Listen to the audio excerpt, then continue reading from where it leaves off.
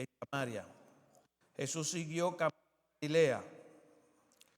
Él mismo había declarado que un profeta no recibe honra de su propio pueblo. Sin embargo, los galileos los recibieron bien porque habían estado en Jerusalén durante la celebración de la Pascua y habían visto todo lo que él hizo allí.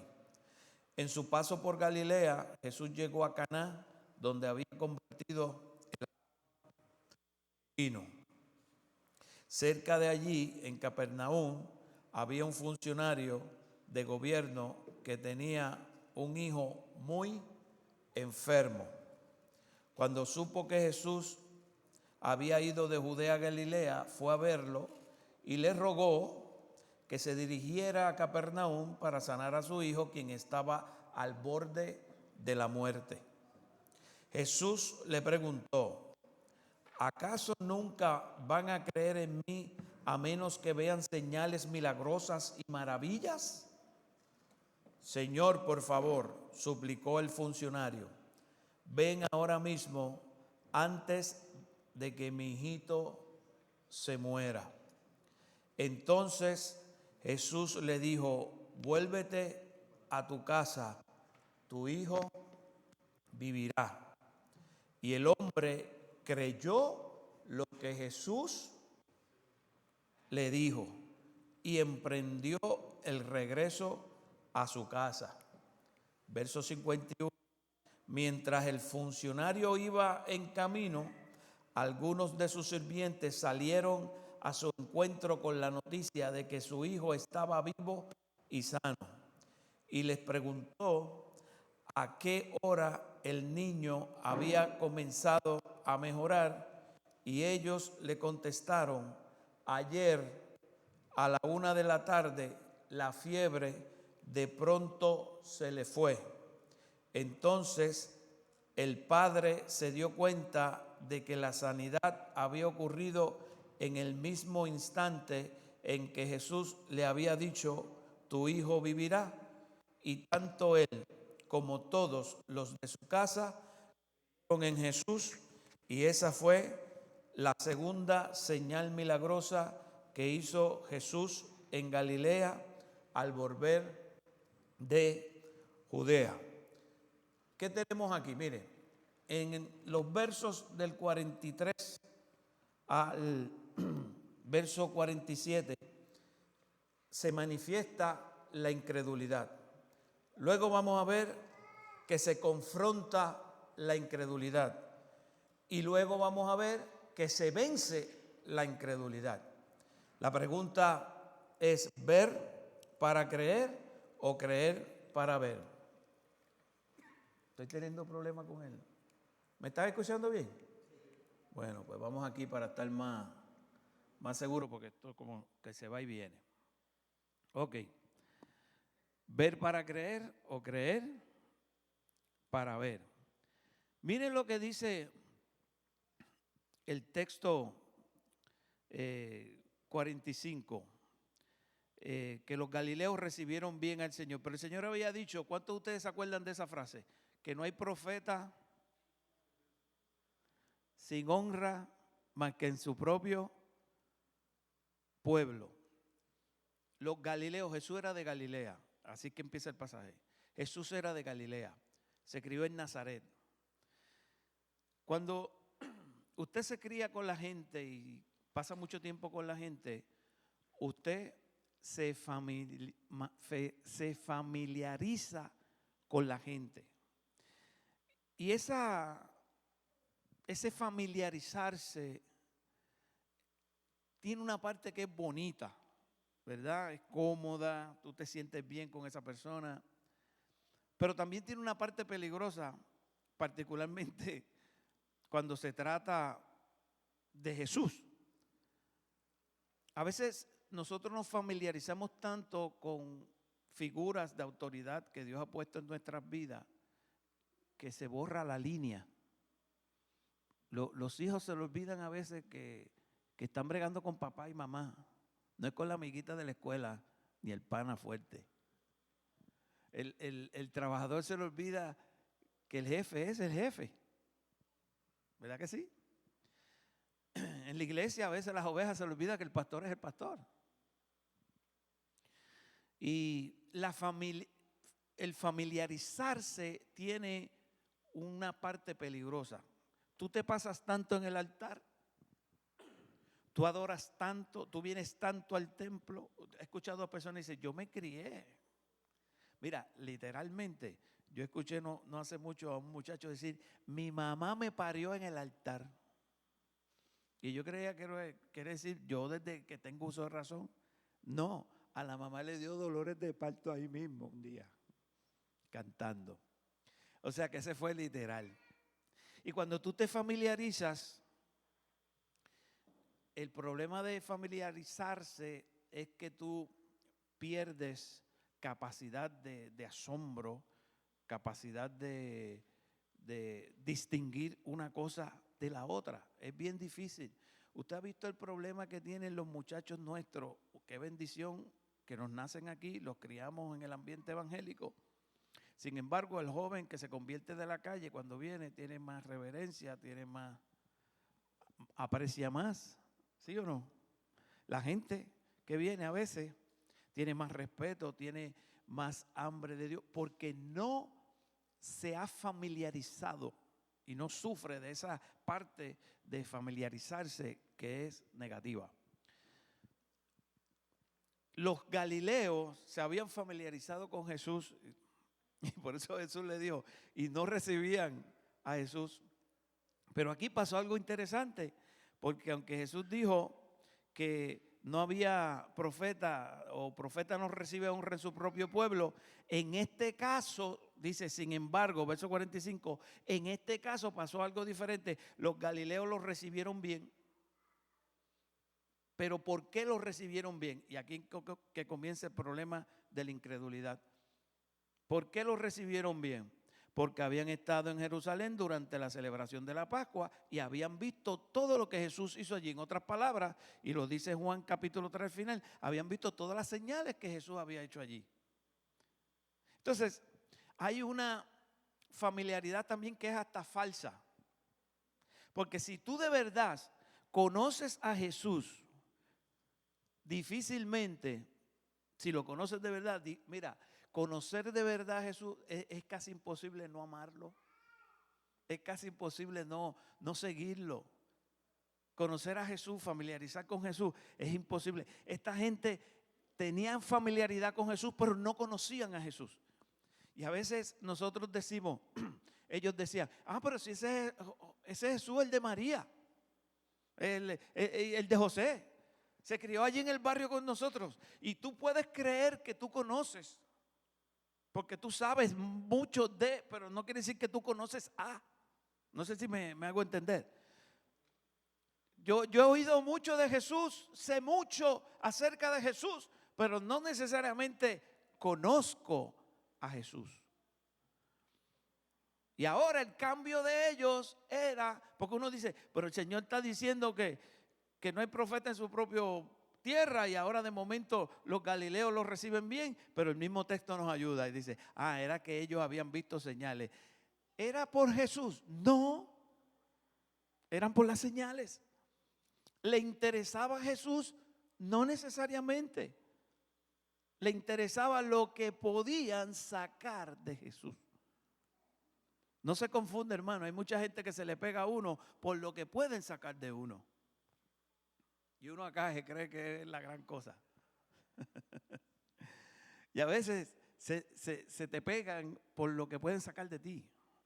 No por ti. No es a ti a quien quieren, no es a ti a quien quieren conocer, no es a ti con quien quieren intimidar, pero es de ti que quieren sacar algo. Aún en el ambiente religioso espiritual, se le pegaban a Jesús para sacar una bendición de Jesús. No porque creían que Jesús era el Hijo de Dios y el Mesías. ¿Cuántos me están entendiendo? Y Jesús se da cuenta, y eso es lo que va a pasar en este pasaje. Habían visto todo lo que él hizo. Y miren lo que dice el otro verso, el 46. Cuando Jesús pasó por Galilea, llegó a Caná. ¿Recuerdan Caná, donde estaba la boda, donde había convertido el agua en vino? Y cerca de allí en Capernaum, es decir, estoy en Bridgeport, cerca de allí en New Haven, más o menos, había un funcionario de gobierno que tenía un hijo muy enfermo.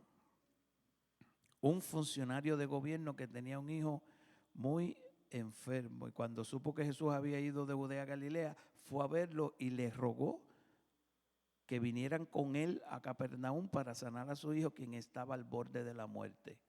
El clamor de este padre cualquiera lo entiende. Yo te voy a decir una cosa, mira, si hay algo en la vida que nos nivela todo, es el dolor, particularmente el dolor que tiene que ver con nuestros hijos.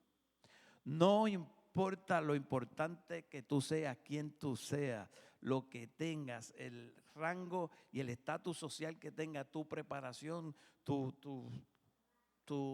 reputación, tu preparación académica, tu título, la posición de poder que tenga, cuando se trata del dolor, las cosas se comienzan a nivelar.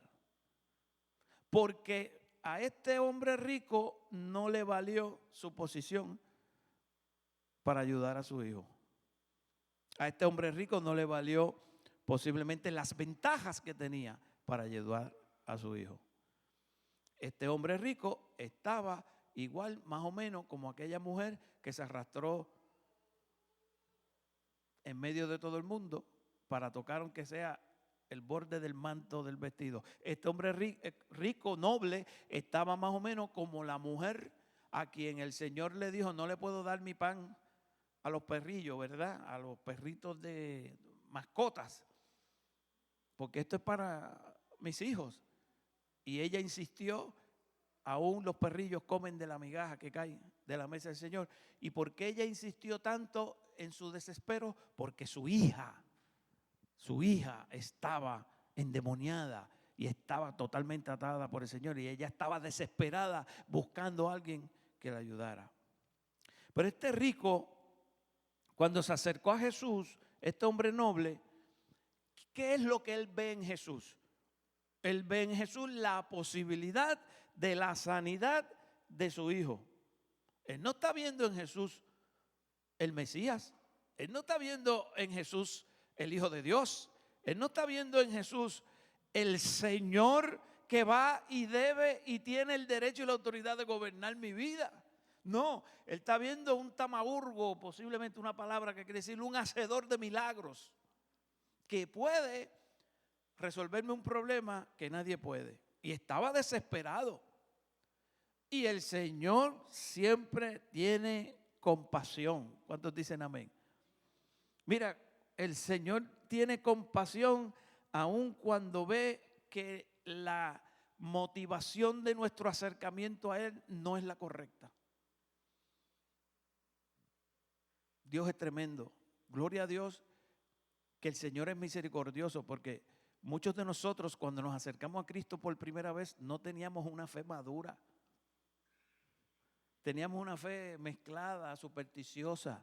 Muchos de nosotros vinimos bien torcidos de la calle, del mundo, o con paradigmas y modelos de fe torcidos, que no estaban bien alineados a la Biblia. Yo lo puedo decir por propia experiencia, porque después cuando uno va creciendo, uno dice: Dios mío, ¿cómo tú me recibiste a mí tan virado como yo estaba? Tan enredado como yo estaba. Con estos malos entendidos que yo tenía tan sembrado en mi mente y estos conceptos tan erróneos que yo tenía de ti. Porque a veces muchos de nosotros nos acercamos a Dios con una teología horrible. Teología en el sentido de concepto de Dios. Nos acercamos a Dios como si Dios fuera el State Trooper del universo. ¿Cuántos saben lo que es un State Trooper? Que te va a dar el boleto, que la gente lo ve en la calle y se le sube la presión y la bilirrubina, como decía aquel de... Que Dios es el policía del universo. Otros creen que Dios es el juez severo. Otros creen que Dios es Santa Claus. ¿Usted sabe cómo yo me imaginaba a Dios? No sé por qué, fue quizá una foto que vi de pequeño. como sentado como Abraham Lincoln en el Lincoln Memorial. Yo era chiquito, hermano, era pequeño, denme una oportunidad. Y yo pensé que Dios era una mezcla de policía con un juez severo, y de momento después estaba tan confundido que después veía a Dios como un abuelito dulce. Y ahora que soy abuelo me recuerdo mucho, porque los abuelos tenemos la capacidad de añoñar a los nietos y después que los pais breguen allá, somos los consentidores por excelencia. Y yo veía a Dios como policía, juez, tenía una confusión. Mientras iba creciendo cambiaba mi concepto de Dios, pero ninguno estaba atinado a la Biblia. Lo que les quiero decir con esto es que el Señor es tan bueno como este padre. Este padre, cuando se acercó a Jesús, se acercó por la crisis que tenía respecto a su hijo. Y vamos a hablar claro, en arroz y habichuela. El 95% de la gente que viene a Cristo viene enredado en una crisis existencial, personal o familiar o matrimonial o de salud física o financiera. La cuestión es que se han hecho estudios a lo largo de las últimas décadas y todos concluyen lo mismo, que de entre el 80 al 95% de los que venimos a Cristo venimos en un estado de crisis y muchos en depresión, precisamente por esas circunstancias. ¿Lo sabe Dios o no lo sabe? Es que el dolor se ha convertido en el mejor gancho para pescar.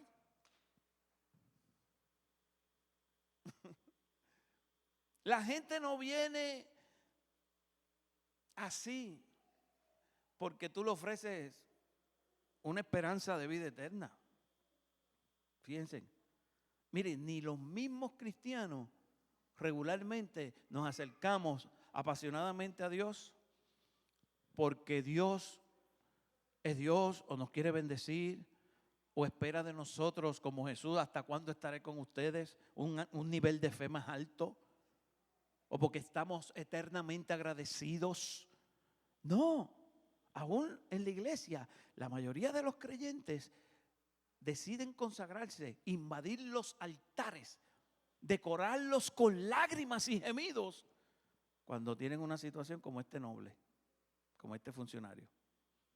Nadie le tiene que decir a una madre que su hijo, que se está muriendo, su hijo, su hija, su esposo o alguno de su núcleo familiar y no hay remedio. Casi nadie le tiene que decir que clame a Dios, que busque, que pide oración. Es increíble cómo yo recibo llamadas out of the blue, así como de la nada. Gente que yo creía que se habían hasta muerto. Y mira, resucitó.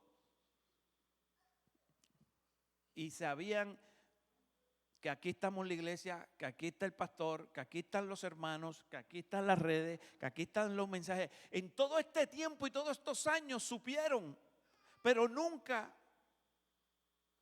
se contactaron hasta que alguien en la casa se le está muriendo y está desahuciado y no hay remedio humano. ¿Me entienden lo que quiero decirle? Y el Señor es tan bueno que sabe eso. El Señor es tan bueno. Y Él vino porque su hijo estaba enfermo. Y entonces, detrás de los Galileos y ahora detrás de este noble, se esconde el problema de la incredulidad. Y ustedes van a ver y van a entender ahora por qué Jesús confronta la incredulidad con esa famosa pregunta del verso 48, que es la médula de esto. ¿Acaso nunca van a creer en mí a menos que vean señales, milagros y maravillas? O sea, de la única manera que van a venir a mí, la única manera que van a creer en mí es viendo señales milagrosas y maravillas. No es posible que crean en mí por quien yo soy, por lo que ya he demostrado. Usted diría, wow, el Señor fue fuerte con este padre. wow, el Señor fue fuerte con esta mujer. Si la pobre lo que está pidiendo es que le sane y le libere a su hija, ¿te acuerdan? Aquella de las de migajas del pan. No. ¿Sabe lo que está haciendo el Señor? Lo está ayudando. ¿A qué lo está ayudando? A lo mismo que nos tiene que ayudar a nosotros. A afilar y afinar la fe, provocándonos a tener una fe más clara, más correcta, más precisa, más adecuada. Ponernos a pensar de qué o qué es lo que yo estoy buscando con Jesús, por qué yo estoy en la iglesia, por qué yo le sirvo al Señor, por qué yo todavía le alabo, por qué yo todavía entro y salgo, por qué yo todavía estoy en este caminar que se llama el Evangelio o la fe. Esa pregunta del Señor es bien poderosa porque es una pregunta para confrontar la incredulidad que él estaba viendo y parecía que no la tenían, pero sí la tenían. Había una tremenda incredulidad allí y el Señor la ve. Y yo me pregunto, ¿será que nosotros para creer tenemos que ver? ¿O podemos creer para ver o tenemos que ver para creer? Es decir, los galileos, los judíos que venían después le pedían señal y este noble con una necesidad humana tan seria, aún a él el Señor le hace la pregunta. Pero interesante porque la pregunta se la hace a él, pero se la hace a todos los que están allí. ¿Ok? No es solamente a él, sino que aprovecha la situación con él. Usted se ha preguntado, hermano, hermana de mi alma, ¿por qué a nosotros se nos hace tan difícil creer para ver y tenemos casi siempre que ver para creer? ¿Se ha preguntado usted eso? ¿Qué le pasa a nosotros, aún los creyentes? Mucho menos ni hablar de los que no son creyentes, pero nosotros que somos creyentes, ¿cuántos de nosotros realmente no estamos estancados porque todavía estamos esperando ver? Queremos ver un milagro. Aquí venimos a negociar con Dios. Se lo digo por experiencia propia. A los Jacob. Si me bendices, te doy diezmo. Si me bendices. Si me das esto, esas oraciones que hacemos nosotros, que a veces ni las pensamos bien, porque son sinceras, pero pueden estar sinceramente equivocadas o sinceramente inmaduras, para decirlo quizás con más precisión. Hasta que yo no vea esto, promesa, miren las promesas que nosotros le hacemos a Dios basadas en una señal o un milagro. ¿Por qué yo no le puedo servir al Señor completo aunque no haga ningún milagro? ¿Por qué tiene que hacer un milagro? Si me das a esta muchacha que es la que yo quiero, ahí sí que te voy a servir. O si me das este trabajo, voy a ayudar la obra misionera en la iglesia, porque no la ayuda ahora. No dice la Biblia que es fiel en lo poco. Ustedes ven cómo nosotros queremos ver cosas para consagrarnos. Pregúnteselo. ¿Qué le pasa a una persona que tiene que ver para creer? Aquí estamos sentados en la iglesia y no creemos que Dios puede sanar, no creemos que Dios puede hacer los milagros, de verdad que no lo creemos. Dudamos y cuestionamos casi todo. Y yo me pregunto, ¿por qué eso está en el pueblo de Dios tan fuerte? ¿Qué es lo que pasa? Que yo tengo que ver para creer. Dios me llama, sé que es el Espíritu de Dios hablándome, pero no suelto y establezco una resistencia increíble. Entonces empiezo a pedirle señales a Dios. Y cuando veo a veces que por la misericordia de Dios, Dios me las cumple, empiezo a añadirle. Y a cambiarle. Todo el mundo usa un ejemplo que a mí no me gusta, by the way. De hecho, no me gusta el de Gedeón. ¿Cuántos conocen a Gedeón? La historia del juez Gedeón, Jueces capítulo 6, que le pidió una señal al Señor. Si todo esto está mojado y este manto que pongo aquí está seco, pues entonces, y después se lo cumplió el Señor y dice, pues ahora es al revés. Y usted dice, wow. Y desde ahí parten muchos para estar pidiéndole señales al Señor, para entonces luego hacer. Mire, hermano, eso es la crónica de un incrédulo. Dios tiene misericordia. Desde un principio Dios le había hablado. Gedeón tuvo problemas creyéndole a Dios y Dios en su misericordia, pero el anhelo de Dios no es que Él te tenga que dar 20,000 pruebas para que tú le creas.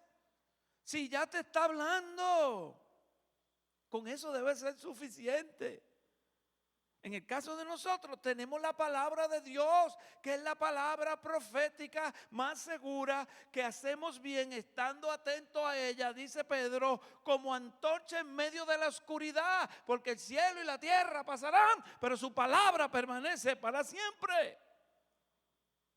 Pero no me basta la palabra que profetizó el Espíritu Santo por medio del pastor, del maestro, del predicador o del hermano. No me basta la palabra que el Espíritu Santo trajo a mi medio. No. Ahora que venga un profeta y me hable. Ahora que venga un evangelista.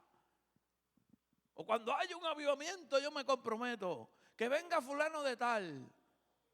No voy a adorar hasta que venga esta banda y este adorador. No sé si me están entendiendo. Yo estoy predicando esta noche. I know. Pero estoy estudiando la Biblia. I know también.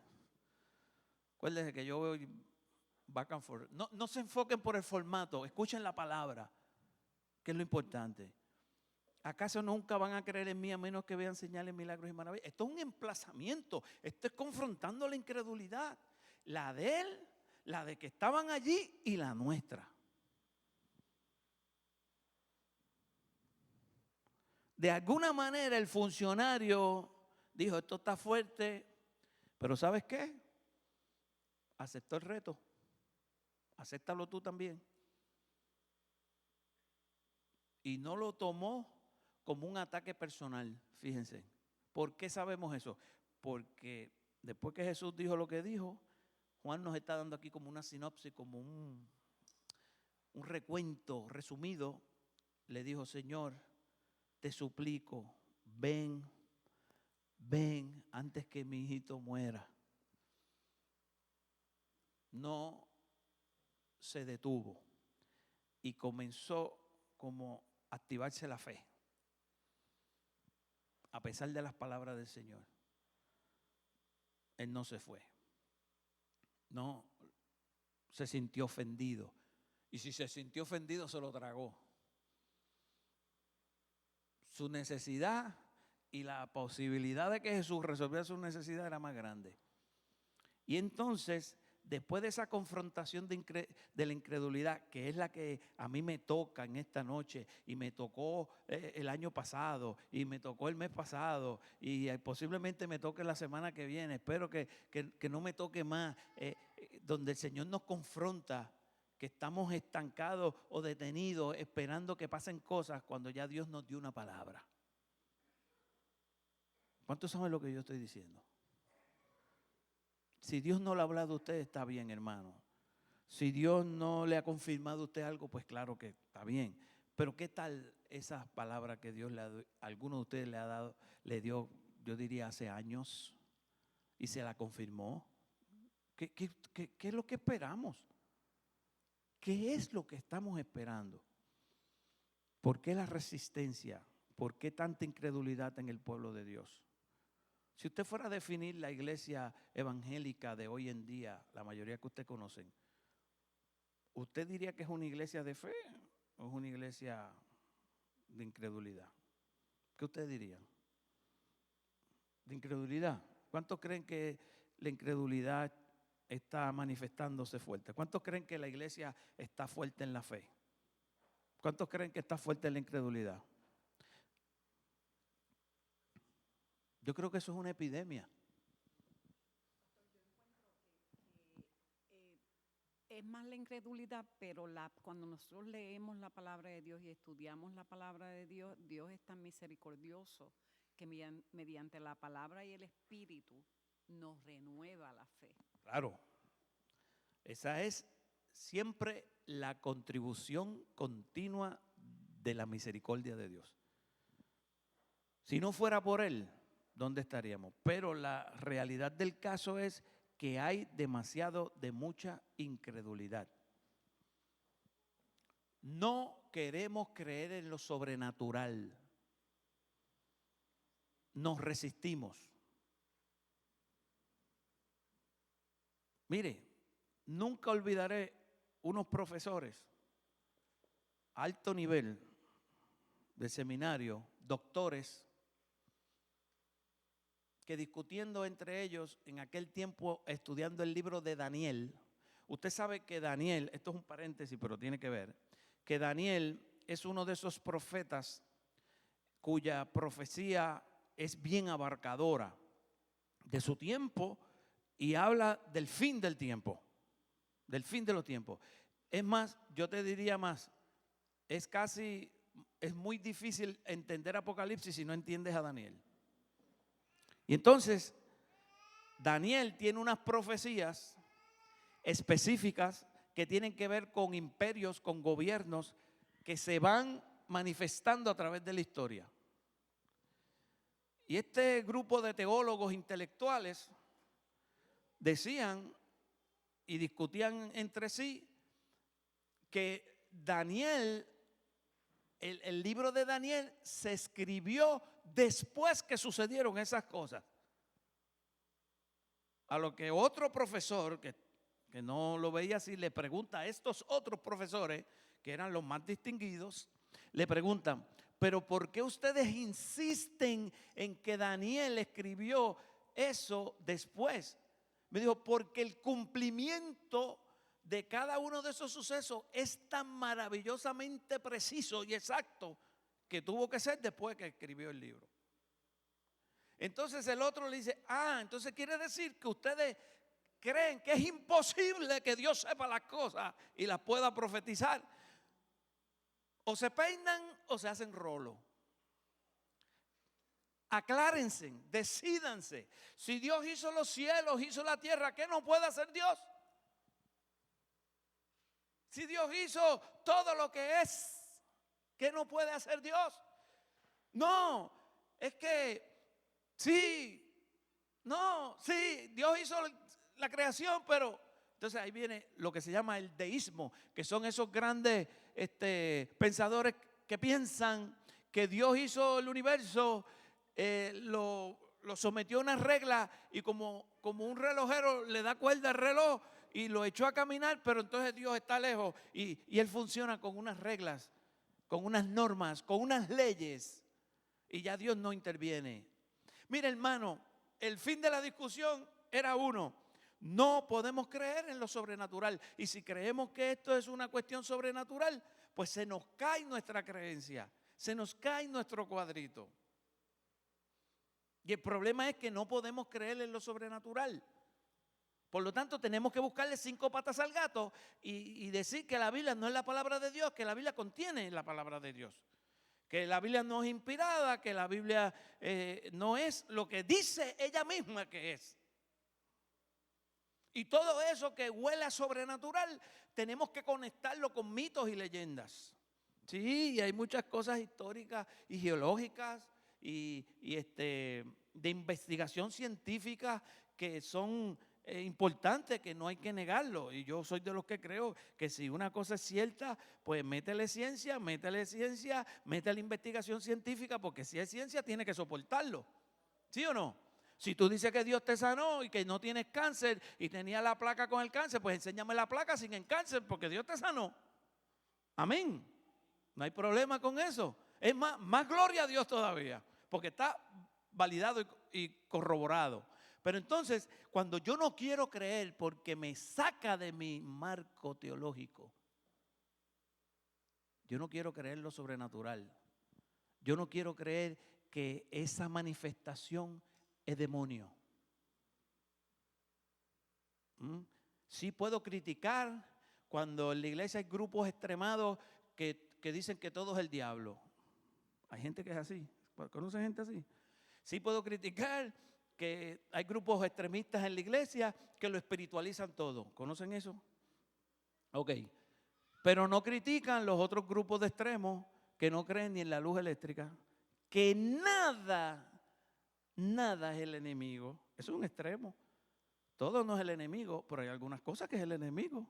¿Me están entendiendo? Que nada es milagro. Eso es otro extremo. Porque hay cosas que no son milagros y los reclaman como milagros. Pero algunos de nosotros somos testigos del poder de Dios y de lo que Dios ha hecho. Y de los milagros, como decía el corito. Pero eso no los toco. Entonces, estamos afirmando una incredulidad continuamente en medio de la iglesia. Y ahí están los resultados. Ahí están los resultados. Denominaciones completas que hoy están por el piso. Ministerios completos que hoy están por el piso. Iglesias que comenzaron predicando la palabra de Dios, poco a poco se alejaron de la palabra de Dios y ahora son humanistas, psicológicas, sociológicas, muy liberales, progresistas, intelectuales. Todo el que tiene problemas, nada es pecado, nada es diablo, no existe tal cosa, son víctimas de la sociedad, etcétera, etcétera. Y me puedo amanecer aquí escribiendo y hablándole y citándole casos específicos de cómo de un punto se va al otro por la incredulidad. ¿Me están entendiendo? Hay que confrontar la incredulidad. Y esa incredulidad está en las iglesias porque está en la gente que va a la iglesia. No está en los bancos. Y a mí esto me chocó. Esta experiencia a mí me chocó cuando estoy leyendo esto de este hombre. Miren cómo se vence la incredulidad. Mire el verso del turning point, el verso 50. Entonces Jesús le dijo, vuelve a tu casa, tu hijo vivirá. Y el hombre creyó lo que Jesús le dijo y emprendió el regreso a su casa. ¿Dónde estuvo aquí la clave? El hombre creyó lo que Jesús le dijo. No voy a esperar que tú hagas para yo creer. Voy a creer para que tú hagas. No es menester que yo vaya contigo. Vas a creer la palabra y vas a correr y a caminar con esta palabra. Esta palabra es la que te va a llevar al milagro. No es el milagro que te va a traer la fe en la palabra. Es la fe en la palabra lo que te va a traer el milagro. ¿Lo ven, hermano? ¿Qué otros personajes le pasó lo mismo en la Biblia? A ver si se acuerdan. No fue el único que creyeron y luego vieron. ¿Qué personas hay en la Biblia que le pasó esto?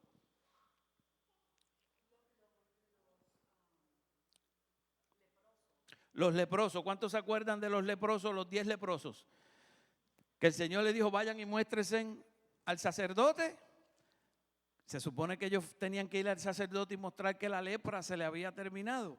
Y entonces iban donde el sacerdote. Y el Señor, con todavía la lepra, le dijo, vayan.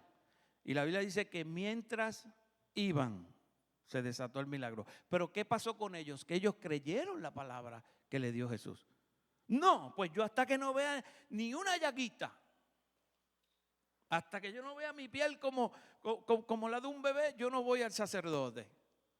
No, se fueron caminando con la lepra, pero con la palabra, creyendo la palabra. Y mientras iban, se sanaron.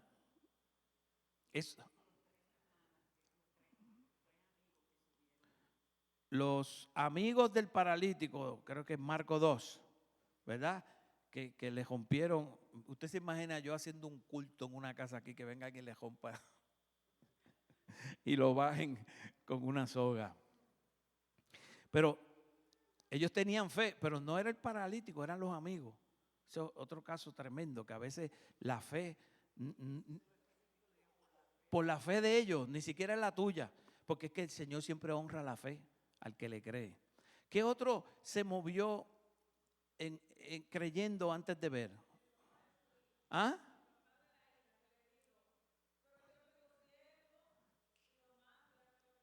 El centurión. El centurión. El que le dio, tú no tienes ni que ir. Tan solo di la palabra. Y el Señor hizo un alto y una pausa. Dijo, deténganme en la caravana, que yo no he visto una fe tan grande en Israel como la de este hombre. Un gentil, ¿cómo es posible? Un gentil. Es como si viniera una persona que no tiene conocimiento del evangelio o apenas está pellizcando el evangelio y manifiesta una fe completa y cree en el Señor, y nosotros acá dudando, cuestionando y resistiendo. Entonces se impresionó el Señor con la fe del centurión, porque dijo, así coopera la fe. ¿Por qué? Porque el centurión dijo, es que la grandeza está aquí. ¿De quién dijo la palabra? ¿Quién dijo la palabra? ¿Verdad? Si yo creo que el que dijo la palabra es el Hijo de Dios, es Dios, pues eso es lo que le da valor a la palabra.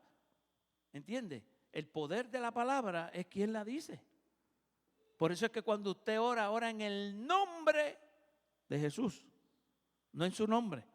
¿Entiende? Por eso es en el nombre de Jesús que son sanos, que son liberados, que son convertidos, que son transformados, en el nombre de Jesús, porque la autoridad está en Jesús.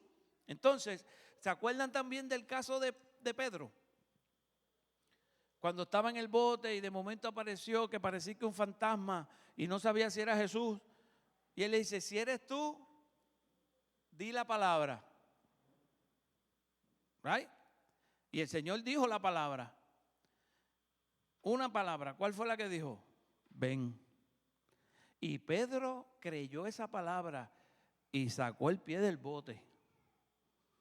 Y dio un pasito, y 2 pasitos, y 3 pasitos, tum. Y cuando quitó la mirada de Cristo y comenzó, miren, creer la palabra o creer las circunstancias. ¿Ah? La que tocó, creyó. Y mismo Pedro, en la gran pesca, es un pescador, el hombre sabe de pesca. Vienen cansados, ha tirado, a ti te gusta mucho pescar, ¿verdad? Ok, está toda la tarde. Jesús es un carpintero, no es un experto en la pesca, supuestamente. Y Pedro sí. Y entonces Pedro trata de pescar, no pesca nada. Y Jesús dice, boga más adentro, vamos otra vez para adentro. Y yo imagino a Pedro, dice, ay Dios mío, qué javino el nuestro. Aquí el que sé soy yo. Y Jesús, meta mano por ahí para adentro, boga mar adentro. Y Pedro tiene una resistencia en todo tiempo, está cansado, trató de pescar, no ha pescado, él sabe de eso. Es un pescador profesional. Y acá está Jesús retándolo y Pedro resistiendo. Pero en un momento dado, Pedro le dice, mira Jesús, vamos a hacer algo. En tu palabra y porque tú lo dices, yo voy a tirarle esta red. Es decir, ni siquiera yo mismo creo en esto que estoy haciendo. Pero en tu palabra voy a tirar esta red. ¿Y qué sucedió, hermano? La gran pesca. La gran pesca. Él creyó y después fue que vio el milagro. Y así es que se vence la incredulidad. Tú tienes que decidir. Yo tengo que decidir. O le creo a Dios o le creo a las circunstancias. Un caso que es de los míos favoritos es Jairo. Marcos 5. ¿Recuerdan Jairo que está con Jesús? Y de hecho, cuando viene la mujer que se está arrastrando, ahí mismo en ese pasaje suceden las dos cosas. Y Jesús le había dicho a Jairo, de una forma u otra, que él iba a ir a la casa y que le iba a sanar a la niña. Pero mientras están en el proceso, y Jairo estaba bastante tranquilo creyendo lo que Jesús le dijo, vienen los amigos de Jairo con el informe negativo. Negativo no, con la mala noticia. Y le dicen, Jairo, la nena ya supuestamente murió. Y miren lo que le dicen, no molesten más al maestro. Entonces Jairo queda atrapado en la encrucijada que tú y yo estamos atrapados muchas veces. Jairo decía, le creo a lo que mis ojos están viendo, a lo que mis oídos humanos están escuchando, o le creo a la palabra que el Señor me dio, que dijo que iba a ir para mi casa. Tranquilo, que me iba a resolver. Y el Señor se da cuenta. No tocó a los amigos, ni le dio un discurso a Jairo, le dijo una sola palabra para afirmarlo, porque él estaba en la encrucijada que nos encontramos nosotros. ¿Sabe lo que le dijo? Jairo, cree solamente. Cree solamente que en mi palabra. Yo te dije que yo iba a resolver el asunto, yo voy a resolver el asunto. Y allá fue Jesús, y ya ustedes conocen el milagro. Cuando entró había un lloriqueo, y el Señor rompió el funeral. A llorar para maternidad, lo sacó. Déjenme en el show, porque también hacían un show, la gente histriónico, que no era ni sincero muchas veces, que era parte de la cultura, se parece al campo donde yo me crié. Y entonces se quedó con Pedro, con la familia, y le sanó la niña y la levantó.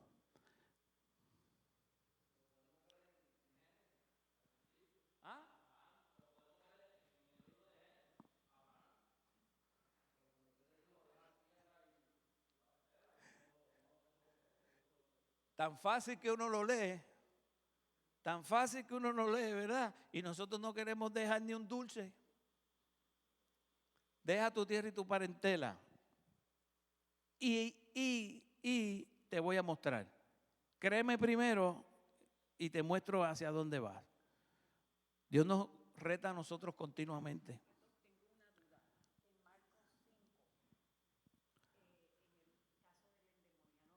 En el caso del endemoniado gadareno, en el verso 5, después que Jesús entra y lleva ya un plan, ¿verdad?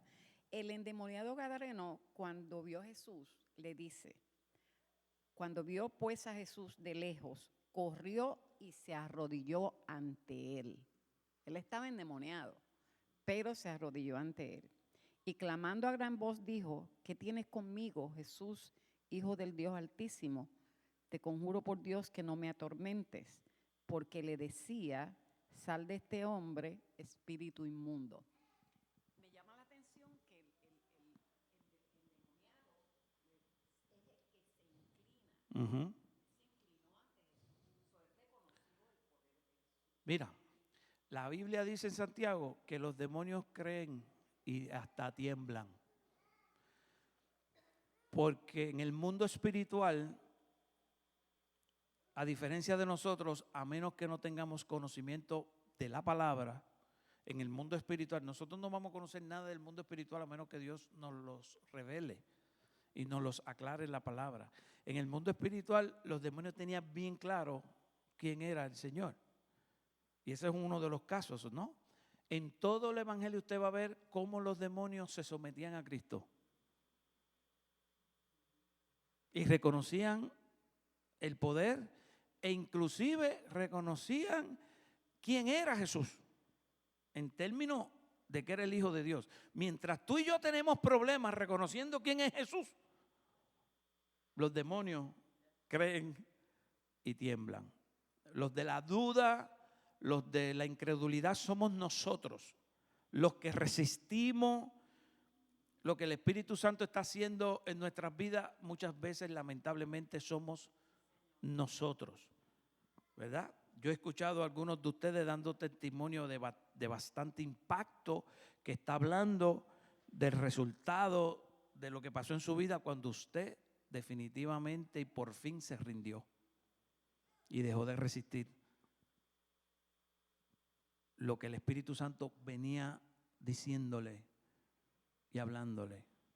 Y como el Espíritu Santo tiene un trato bien personal conforme al propósito de Dios en cada uno de sus vidas, pues tiene que tener esa particularidad de hablarle a usted un lenguaje hecho a su medida. Porque es a ti que el Espíritu te está hablando. Dios tiene esa capacidad si Él nos hizo a nosotros. De Jehová es la tierra, el mundo y toda su plenitud, el oro y la plata. El Señor no tiene problema entendiendo las complejidades tuyas. Tu vida tan convulsa, que a veces ni uno mismo se entiende. Y Él te habla de manera que tú puedas percibir su voz y entenderlo. Y te lleva a la palabra, pero entonces ahí es que nosotros tenemos el problema.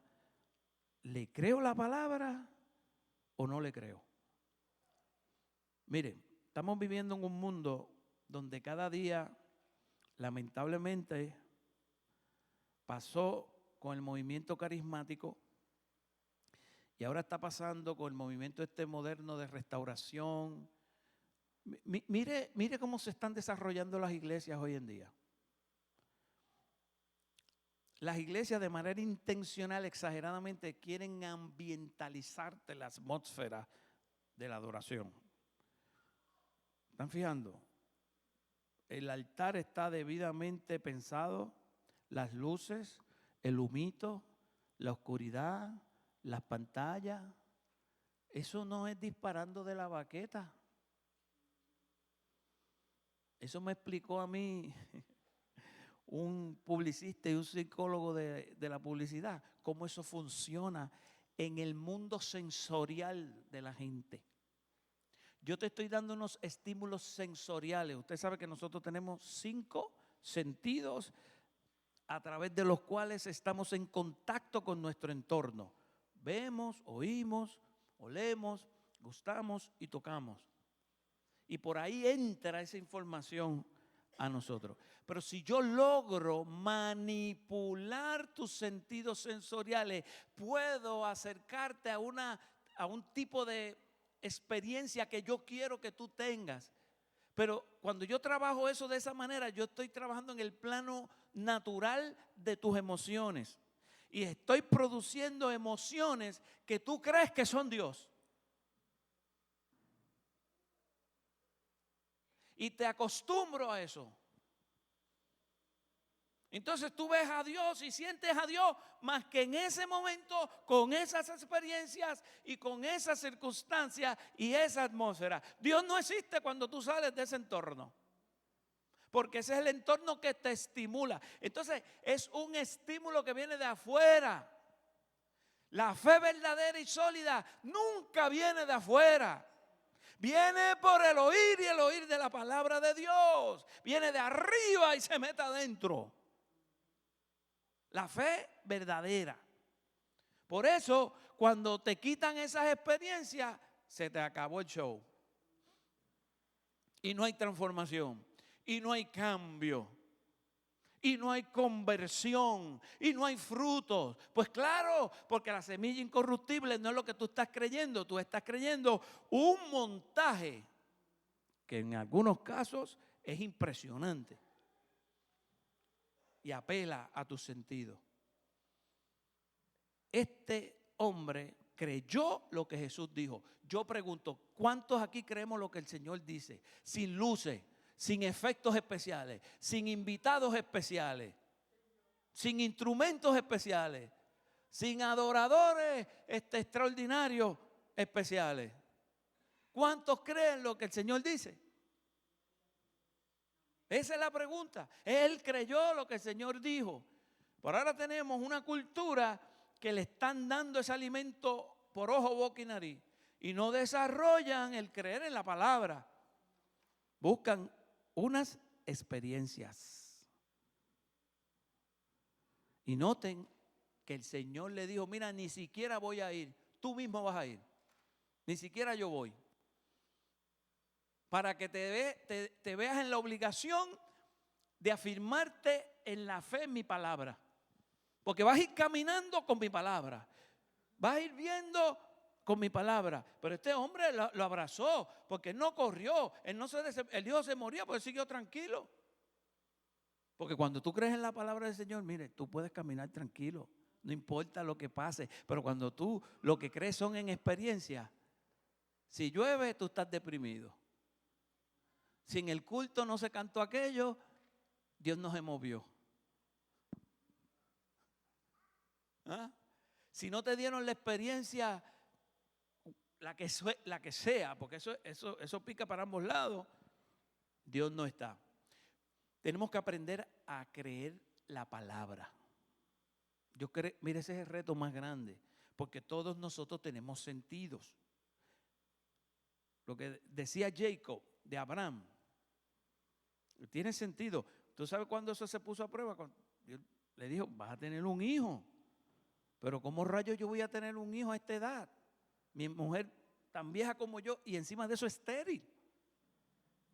No había nada de externo que le ayudara a ese hombre a creer. Nada de afuera que lo estimulara. ¿Me estás entendiendo? Es como cuando vienes a la iglesia, no hay nada maravilloso como ahora que queremos darle a los nenes lo último de la avenida, state of the art, y queremos acomodar a la gente y queremos traerle en carritos de esos jugar golf del parking a la iglesia. Give me a break. Todas esas cosas y esos accesorios y todos esos embelecos para satisfacer a la gente, todo eso son cosas de afuera que te activan y estimulan de afuera. Pero de adentro, lo único que tenemos es la palabra. ¿Me están entendiendo, hermano? Mis hermanos en Cuba no tienen ninguna de las facilidades que nosotros tenemos. Y yo digo, ¿cómo ustedes se sostienen? La pastora me dice, pastor, pues por el poder de la palabra es lo que nos ha sostenido. A veces no hay ni qué comer, pero creemos la palabra y aparece. La palabra. Nosotros tenemos muchos enemigos de la palabra que le llamamos bendición. Son estímulos externos. Jesús le dijo a Tomás, porque Tomás era de los que querían ver para creer, ¿verdad? Famoso Tomás. Tenía otras virtudes, pero por esa es la que lo hizo famoso. ¿Sabe una palabra que me encanta que Jesús le dice a Tomás? Mira, Tomás, tú creíste, hiciste bien, porque tenías que creer en mí, pero creíste porque viste. Pero más bienaventurados son aquellos que sin ver han creído. Aquellos que no necesitaron un estímulo externo, no necesitaron la lucecita, ni el humito, ni la musiquita, Miren, vamos a dejarla ahí. Vamos a dejarlo ahí. Ustedes saben muy bien lo que yo quiero decir. Nos están durmiendo con estímulos externos, mientras Dios lo que quiere es que creamos su palabra. Ahora, ¿cómo tú vas a creer en la palabra de alguien que tú no conoces? Una de las razones por la cual hay mucha incredulidad en nosotros es que no podemos creer lo que Jesús dice. ¿Por qué Él lo dice? Porque no lo conocemos. Porque usted confía, y usted sabe que usted confía en las personas que usted conoce, ¿sí o no? Y usted sabe que esta persona, cuando le dice una cosa, la cumple. Y siempre ha sido así y tiene un track record bien sólido en eso. Esa persona se gana su confianza, ¿sí o no? Y cuando esa persona le habla, su palabra tiene un peso sobre ti que no tiene la otra, que lo mismo te dice una cosa un día que otro día, o que te promete y no cumple, etcétera, etcétera. Pero cuando una persona ha sido fiel, te da una palabra y la cumple, se gana tu confianza y tú le crees. Hay una etapa en el crecimiento y en el desarrollo de los niños que para ellos nosotros somos casi como Dios, los papás. ¿Usted lo sabía? Por eso es que tenemos que tener tanto cuidado. Y Dios lo diseñó así, para que le modelemos el amor del Padre. Y los niños creen en nosotros ciegamente. Me acuerdo la historia de la casa que se estaba quemando, se trepó el niño y todo el mundo le decía tírale, tírale, tírale, hasta que afortunadamente ya casi las llamas se lo iban a llevar, ni los bomberos, ni nadie, y estaban abajo listos para salvarlo, y el niño no se tiraba hasta que finalmente consiguieron al papá. Cuando llega el papá, el humo ya no dejaba ver, Y el papá le habla al niño y el niño lo oye. Tírate. ¿Eres tú, papá? Conoció su voz. Sí, soy yo. No veo. No importa que no veas. Aquí está tu padre con los brazos abiertos esperando que tú te tires. Ah, pues si eres tú, papá, yo me voy a tirar. Y por fin el niño se tiró y se salvó. ¿Por qué? Porque el niño conocía a su papá, confiaba en su papá. Y cuando el papá le dio una palabra, el niño, aunque no veía y tenía todos los sentidos sensoriales en su contra, creyó esa palabra. Hay que creer en Jesús. Jesús se ganó nuestra confianza, ¿sí o no? Él dijo que era Dios, Él probó que era Dios, al tercer día resucitó, Él evidenció, nos envió el Espíritu Santo, nos dejó la palabra del Señor. A través de la historia ha quedado más que demostrado que la Biblia se cumple, que es la palabra de Dios, que Cristo era lo que Él decía que era. Y a veces yo me pregunto, ¿y qué nos pasa a nosotros que cuando Él nos habla no le podemos creer? Esto es un emplazamiento para nosotros. Yo quiero llegar al momento donde yo no necesite una experiencia para moverme, solo necesite la palabra de Dios, que sea suficiente. No se va a llegar ahí de un día para otro, no soy tampoco un iluso. ¿Por qué? Porque tú tienes que crecer en el conocimiento de Jesús, intimidar con Él y ganar confianza. Mis ovejas oyen mi voz. ¿Y qué hacen? Me siguen. Pero ¿sabe por qué oyen mi voz y me siguen? Porque yo las conozco. ¿Y saben por qué yo las conozco? Porque ellas intimidan conmigo. Tenemos intimidad. Y se acostumbran a escuchar la voz de su pastor. Por eso, oyen y siguen. Y tú puedes hacerlo también en el nombre de Jesús si te propones, como este noble, creerle al Señor y correr con su palabra. Termina la historia diciendo, mientras el funcionario iba de camino, algunos de sus sirvientes salieron a su encuentro con la noticia de que su hijo estaba vivo y sano. Mientras iba, ¿qué? De camino. O sea que él creyó y el milagro aterrizó antes que él llegara. Mi alma te alaba, Señor. Él les preguntó, ¿a qué hora fue que el niño comenzó a mejorar? Y ellos le contestaron, ayer a la 1 de la tarde. La fiebre de pronto se le fue. Y entonces el padre se dio cuenta de que la sanidad había ocurrido en el mismo instante en que Jesús le había dicho, tu hijo vivirá. Es decir, que en el instante en que el Señor te da la palabra, ya está hecho.